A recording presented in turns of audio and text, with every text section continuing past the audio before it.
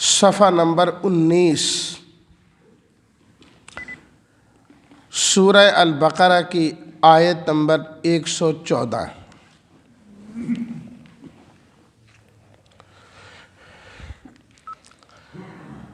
نحمدہ ونصلی ونسلم علی رسولہ الکریم، اما بعد فاعوذ باللہ من الشیطان الرجیم، بسم اللہ الرحمن الرحیم۔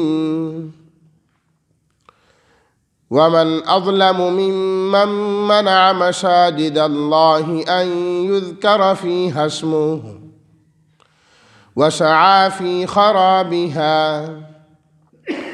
أولئك ما كان لهم أن يدخلوها إلا خائفين، لهم في الدنيا خزي ولهم في الآخرة عذاب عظيم۔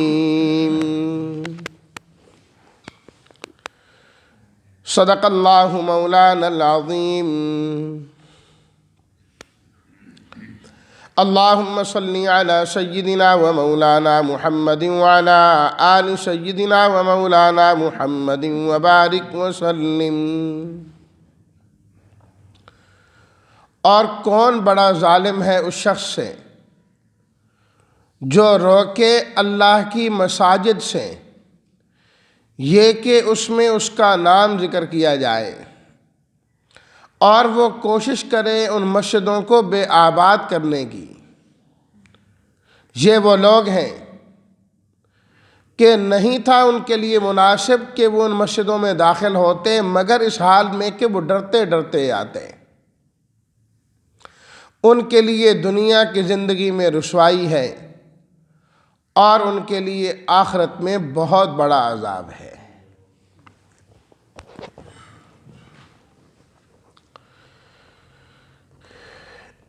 اس آیت میں اللہ تعالیٰ نے اپنے گھروں یعنی مساجد کی عظمت کا بیان فرمایا ہے کہ اللہ تعالیٰ خود بھی عظیم ہیں اور اللہ کے جو گھر ہیں وہ بھی عظیم ہیں، اور اللہ کے ان گھروں کو آباد کرنے والے لوگ بھی عظیم ہیں، وہ بھی شان والے ہیں۔ دیکھیں نا، جو شاہی محل میں رہیں تو وہ اتراتا ہے۔ میں گورنر ہاؤس میں گیا تھا، میں پی ایم ہاؤس سے ہو کے آیا ہوں، میں نے دیکھا ہوا ہے جی، اندر سے فخر کرتا ہے میں نے فلاں چیز دیکھی ہے۔ بھئی جہاں دنیا کے عارضی چند دن کے بادشاہ رہیں ان کی اتنی عظمت ہے، جو اللہ کے گھر ہیں ان کی کتنی بڑی عظمت ہوگی، ان کی کتنی بڑی عظمت ہوگی۔ اور اللہ کے گھروں کی عظمت اللہ انہی کو عطا فرماتے ہیں جو اللہ کے پسندیدہ اور محبوب بندے ہوتے ہیں، اللہ کے محبوب بندے ہوتے ہیں، اور اللہ انہی کو مسجد میں آنے کی توفیق عطا فرماتے ہیں جن کا آنا اللہ تعالیٰ پسند فرمایا کرتے ہیں، پسند فرمایا کرتے ہیں۔ اس لیے فرمایا جس آدمی کو تم دیکھو کہ وہ کثرت کے ساتھ مسجد میں آتا جاتا ہے، کثرت کے ساتھ مسجد میں آتا جاتا ہے، اس کے ایمان کی گواہی دیا کرو کہ یہ ایمان والا بندہ ہے جو اللہ کے گھر آ رہا ہے۔ اللہ اکبر۔ اور ایک حدیث میں آپ علیہ الصلاۃ والتسلیمات نے ان مساجد کو ریاض الجنہ فرمایا۔ سارے لوگ بھاگتے ہیں نا، مسجد نبوی جائیں تو پوچھتے ہیں بھائی روضۃ الجنہ میں، ریاض الجنہ میں نفل پڑے تھے، وہاں پہنچے تھے؟ جنت کا ٹکڑا ہے، اس میں شک کی بات نہیں، حدیث میں واضح طور پر موجود ہے۔ لیکن حدیث میں یہ بھی موجود ہے، آپ علیہ الصلاۃ والتسلیمات نے فرمایا اذا مررتم بریاض الجنت فارتعوا، جب تم جنت کی کیاریوں کے پاس سے گزرا کرو نا تو کچھ چگ چگ لیا کرو، کچھ کھا پی لیا کرو۔ پوچھا گیا کہ جنت کی کیاریاں کیا ہیں؟ آپ علیہ الصلوۃ والتسلیمات نے فرمایا یہ اللہ کی مسجدیں ہیں، اور یہاں پر کھانا پینا کیا ہے؟ اللہ کا ذکر کرنا ہے، نماز پڑھنی ہے، قرآن کی تلاوت کرنی ہے۔ بھائی یہ مسجدیں بھی ریاض الجنہ ہیں، یہ بھی ریاض الجنہ ہے اس حدیث کی وجہ سے۔ تو اس واسطے اپنے مقام پر اپنی جگہ میں رہتے ہوئے مسجد کے ساتھ جڑنا یہ بڑی بات ہے، یہ اصل چیز ہے۔ تو اللہ تعالیٰ نے ان کفار اور مشرکین کی تردید میں، یہود و نصارہ اور مشرکین تینوں کی تردید میں یہ آیت نازل فرمائی۔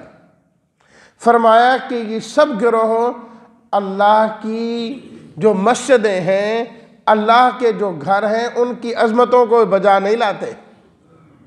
یہ اتنے برے لوگ ہیں، نہ اللہ کے نبیوں کو انہوں نے چھوڑا، نہ اللہ کی کتابوں کو انہوں نے چھوڑا، نہ اللہ کے گھر جو مساجد اللہ ہیں اسے چھوڑتے ہیں، یہ اس کی بھی توہین کرتے ہیں۔ فرمایا ان کی تاریخ کو دیکھ لیا جائے، یہود کو دیکھیں، اگلی آیات میں آ رہا ہے کہ جب تحویل قبلے کی بات آئی تو وہ لوگوں کے دلوں میں خواہ شکوک اور شبہات پیدا کرتے تھے کہ دیکھو یہ کیسے نبی ہیں، ان کو تو یہ بھی پتہ نہیں قبلہ کون سا ہے، بیت اللہ ہے کہ بیت المقدس ہے، کبھی ادھر منہ کرتے ہیں کبھی ادھر منہ کرتے ہیں۔ تو اس کا نتیجہ کیا ہے؟ لوگوں کو بدظن کرنا تاکہ وہ نماز سے ہی جائے، جو نماز سے جائے گا وہ اللہ کے گھر سے بھی جائے گا۔ اسی طرح نصارہ کا معاملہ ہے کہ ان لوگوں نے جب ان یہود اور نصارہ کی آپس میں دشمنیاں ہوئیں تو ان لوگوں نے بیت المقدس کی اینٹ سے اینٹ بجائی، منہدم کیا، اور حتیٰ کہ تورات کو جلایا انہوں نے، اور بیت المقدس میں انہوں نے آ کے نجاستیں ڈالی۔ کہا یہ تو ان کا حال ہے اللہ کی مساجد کے متعلق۔ بھی اللہ کا گھر تو اللہ کا گھر ہے، چاہے مسجد الحرام ہو، بیت المقدس ہو، مسجد نبوی ہو، مسجد قباء ہو، کہ عام مساجد ہیں تو مساجد ہی نا، اپنی الگ شان، الگ الگ وہ اپنی جگہ میں ہے، لیکن احترام اور عظمت کے اعتبار سے ساری چیزیں عظیم ہیں، ساری مسجدیں عظیم ہیں، ہر مسجد کا احترام کرنا ہے۔ اور یہ مشرکین مکہ حدیبیہ کے موقع پر آپ علیہ الصلوۃ والتسلیمات کو اور آپ کے پورے قافلے کو انہوں نے روکا، پورے قافلے کو روکا، مسجد الحرام نہیں جانے دیا۔ اور جب تک آپ مکہ المکرمہ میں تھے تو آپ کو روکا جاتا تھا کہ آپ بیت اللہ میں، مسجد الحرام میں آ کے نماز ادا کریں۔ ارأیت الذی ینہا عبدا اذا صلی، کیا آپ نے دیکھا اس آدمی کو جو ہمارے بندے کو نماز پڑھنے سے روکتا ہے، نماز نہیں پڑھنے دیتا؟ وہ بھی مساجد میں رکاوٹ پیدا کرنے والے تھے، رکاوٹ پیدا کرنے والے تھے۔ تو اللہ تعالیٰ نے ان تمام کی تردید کی اور فرمایا وَمَنْ أَظْلَمُ مِمَّنْ مَنَعَ مَسَاجِدَ اللَّهِ أَنْ يُذْكَرَ فِيهَا اسْمُهُ، اس سے بڑا ظالم کون ہو سکتا ہے جو لوگوں کو اللہ کی مسجدوں میں اللہ کا نام لینے سے روکے کہ آنے نہ دے۔ یہ بہت، اس کو تو چاہیے تھا کہ خود مسجد کا احترام کرتا، خود مسجد میں آتا، اللہ کا نام لیتا، قرآن کی تلاوت کیا کرتا، اور الٹا یہ اوروں کو روکنے والا بن رہا ہے، رکاوٹ پیدا کرنے والا بن رہا ہے۔ تو اس آیت نے بالکل واضح طور پر بتا دیا کہ اللہ کی مسجدوں سے روکنا بالکل ناجائز اور حرام ہے،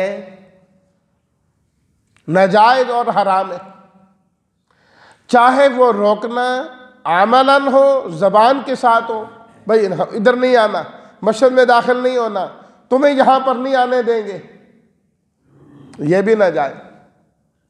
اور اس طریقے سے رویہ اپنانا کہ وہ تنگ ہو کر وہاں سے بھاگ جائے، یہ بھی روکنے کے زمرے میں ہی ہے، یہ بھی روکنے کے زمرے میں ہے۔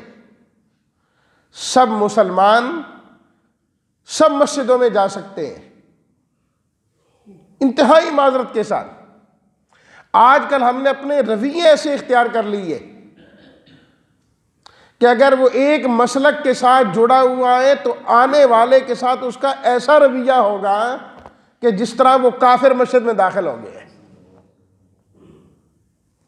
میں خود حنفی ہوں اور برملا کہتا ہوں میں دیوبندی ہوں، لیکن یہ رویہ بالکل غلط ہے۔ میں اختیار کروں کہ کوئی اختیار کرے کہ دوسرے مسلک کا بندہ یہاں مسجد میں آیا کیوں؟ لا حول ولا قوت الا باللہ۔ کافر آ جائے اس کو اتنا برا نہیں سمجھتے جتنا اس کو برا سمجھتے ہیں۔ کیا یہ مسجد سے روکنے کے مترادف نہیں ہے؟ بھئی اگر آپ اس مسلک کو برحق سمجھ رہے ہیں اور ٹھیک جان رہے ہیں تو وہ آ رہا ہے آپ سے، وہ سیکھے گا، مطمئن ہوا تو ٹھیک ہے۔ کافروں والا رویہ اس کے ساتھ اختیار کرنا یہ چیز بالکل درست نہیں ہے۔ اتنی سخت وعید اللہ تعالیٰ فرما رہے ہیں کہ جو میرے گھروں سے روکے اس سے بڑا ظالم کون ہے؟ من اظلم ممن منع مساجد اللہ۔ اللہ کی مسجدوں سے جو روکے اس سے بڑا ظالم ہی کوئی نہیں۔ دنیا کا ظالم ترین یہ شخص ہے۔ اور اسی طریقے سے مسجدوں میں اس طرح کا شور و شغب کرنا مسجد کے اندر یا اس کی قرب و جوار میں، تاکہ لوگ مسجد سے بھاگیں اور مسجدوں کے اندر نہ رہیں، یہ بھی روکنے کے مترادف ہے، یہ بھی روکنے کے مترادف ہے۔ خاص طور پر جب ہم اپنی شادیاں اور یہ چیزیں کرتے ہیں اس وقت ہمیں سوچنا چاہیے کہ ایک خاندان کی شادی ہو رہی ہے اور پورا محلہ مسجد میں نماز نہیں پڑھ سکتا۔ یہ امام صاحب کی آواز ہمارے کانوں تک نہیں آتی اور ان کے ڈھول کی آواز آ رہی ہوتی ہے۔ تو یہ قرآنی آیات صرف 1400 سال پہلے کے لوگوں کے لیے نہیں تھی، یہ ہر زمانے کے لیے۔ ہمیں بھی سوچنا چاہیے ان آیات کی روشنی میں کہ یہ قرآن ہم سے بھی خطاب کر رہا ہے۔ اللہ تعالیٰ اس قرآن کے ذریعے مجھ سے بھی مخاطب ہے۔ اللہ اکبر۔ ان یذکر فیہ اسمہ، کہ اس میں اللہ کا نام لیا جائے، اللہ کا نام لینے سے روکنا۔ وسعی فی خرابہا، اور اس سے بڑا ظالم کون ہے جو مساجد کی بے آبادی میں لگا رہے ہمیشہ۔ ایمان والوں کی اللہ نے خوبیاں سورہ توبہ میں یہ بیان کی ہیں کہ وہ مساجد کو آباد کرنے والے ہوتے ہیں۔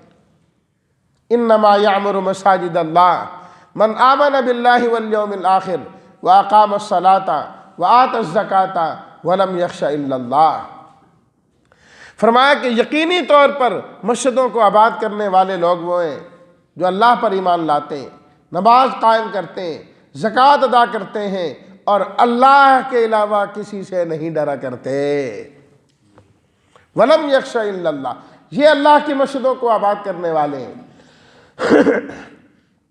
حضرت علی رضی اللہ تعالیٰ عنہ کے فرمان میں پڑھ رہا تھا، وہ فرماتے تھے کہ 6 چیزیں ایسی ہیں جو انسانیت کی شرافت میں داخل ہیں، انسانیت کی شرافت میں داخل ہیں۔ 6 چیزیں ایسی ہیں۔ فرمایا پہلی چیز کیا ہے؟ اللہ کی مسجدوں کو آباد کرنا۔ یہ انسانی شرافت ہے۔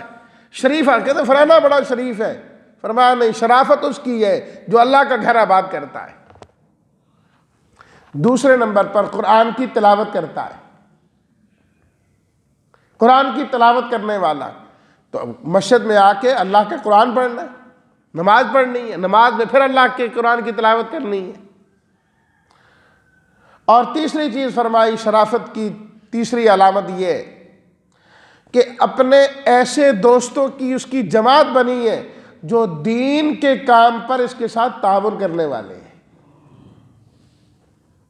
ایک کہتے ہیں نا ایک ایک ہوتا ہے اور دو 11 ہوتے ہیں، کہ وہ اپنے دوستوں کے ساتھ مل کے چلتا ہے تاکہ دین کا جو کام ہے چھوٹا موٹا اس طریقے سے چلتا رہتا ہے، چلتا رہا۔ کبھی اس نے ترغیب دے دی، کبھی اس نے ترغیب دے دی، دونوں نے مل کے کام کر لیا، ایک سے نہیں ہو رہا، کچھ اس نے ملایا، کچھ اس نے ملایا، کچھ اس نے ملایا، مل کے جو ہے نا کسی غریب کی مدد کر دی، کسی محتاج کی ضرورت کو جو ہے نا پورا کر دیا، کسی کا قرض اتار دیا، کچھ نہ کچھ کام مل کے چلتا رہے۔ فرمایا یہ انسانی شرافت میں داخل ہے۔ اور یہ 3 چیزیں فرمایا حالت حضر میں، اور 3 چیزیں حالت سفر میں۔ وہ یہ ہے کہ سفر میں انسان جو غریب ہیں آپ کے ساتھ، ان کی کسی نہ کسی طریقے سے مدد کرتے رہنا۔ غریب آدمی ہے، سفر میں جا رہا ہے تو کوشش کرو خود کوئی چیز لو، اس کو بھی کچھ نہ کچھ دے دو۔ کھانے کا وقت ہوا، جہاں اپنا بندوبست کرو اس کا بھی کچھ نہ کچھ کر دو۔ دوسری چیز خوش اخلاقی ہے کہ سفر میں مشکلات آتی ہیں، پریشانی تو آتی ہے، سفر تو سفر ہے، لیکن اس میں اپنے اخلاق کو قائم رکھنا یہ بڑی چیز ہوتی ہے۔ اور تیسری چیز فرمائی خوش طبعی ہے، تفریح ہے، کہ جب سفر کریں تو ایک حد کے اندر رہتے ہوئے اپنے دوست احباب سے خوش طبعی بھی کریں تاکہ یہ سفر اچھے طریقے سے طے ہونے والا بنے۔ فرمایا یہ چیزیں انسانی شرافت میں داخل ہیں، تو سب سے پہلی چیز کیا؟ مساجد کو آباد کرنا، مساجد کو آباد کرنا۔ اولئک ما کان لہم ان یدخلوها الا خائفین۔ فرمایا کہ ان لوگوں کے لیے تو مناسب یہ تھا، یہ اوروں کو کیا روکتے، خود بھی اللہ کے گھر میں آتے اور اس طرح آتے کہ ڈرتے ڈرتے اللہ کے گھر میں داخل ہوتے۔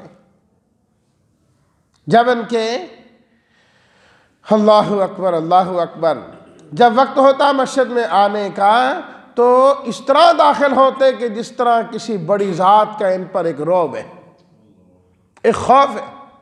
انسان بڑے کے پاس جاتا ہے تو ایک خاص کیفیت ہوتی ہے جو عام حالات میں نہیں ہوتی۔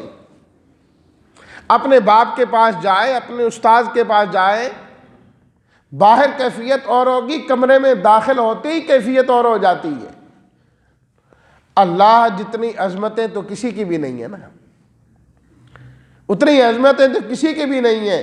فرمایا کہ اللہ کے گھروں میں آئیں تو اللہ خائفین، وہاں پر بھی یہی ہے کہ ڈرتے ڈرتے آئیں، خاص طور پر دل میں ڈر ہونا چاہیے، اور اس کا اثر انسان کے اعضاء سے بھی ظاہر ہونا چاہیے، جسے یوں بھی کہا جا سکتا ہے کہ اس پر خشوع اور خضوع طاری ہونی چاہیے۔ اس طرح مسجد میں آئے، اکڑ اکڑ کے نہیں، اکڑ اکڑ کے نہیں کہ میں اتنے سالوں سے مسجد میں آ رہا ہوں، میں مسجد کا ٹھیکیدار بن گیا، میں مسجد کا فلاں بن گیا۔ اور یہ ہوتا ہے حقیقتاً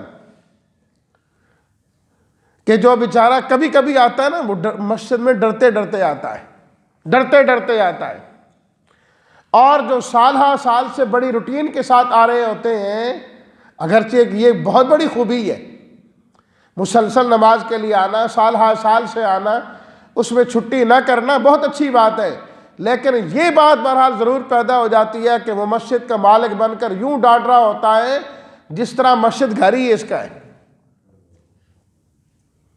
نمازیوں کو، بچوں کو، جو بھی آئے پھر اس کو سناتا جائے، اللہ خائفین تمہارے لیے بھی ہے،